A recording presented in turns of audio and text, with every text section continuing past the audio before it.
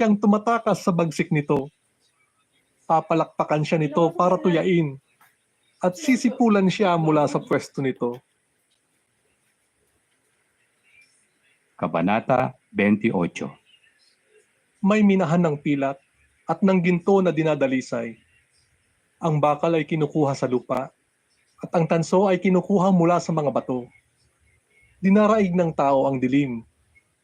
Pinupuntahan niya maging ang pinakamadilim na lugar para maghanap ng mina. Humuhukay siya ng madadaanan, malayo sa tinitirhan ng tao. Sa mga lugar na nalimutan na, malayo sa nilalakaran ng tao.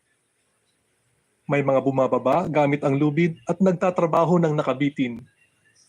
Sa ibabaw ng lupa, tumutubo ang pinagmumula ng pagkain.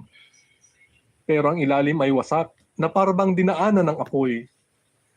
Sa mga bato ay may safiro at sa alabok ay may ginto. Hindi alam ng mga ibong maninila ang daang papunta rito. Hindi pa ito nakikita ng mata ng itim na lawin. Hindi pa ito nalalakaran ng mababangis na hayop. Hindi pa ito napupuntahan ng malakas na leon.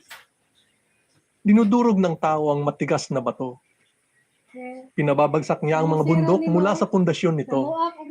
Gumagawa siya ng lagusan ng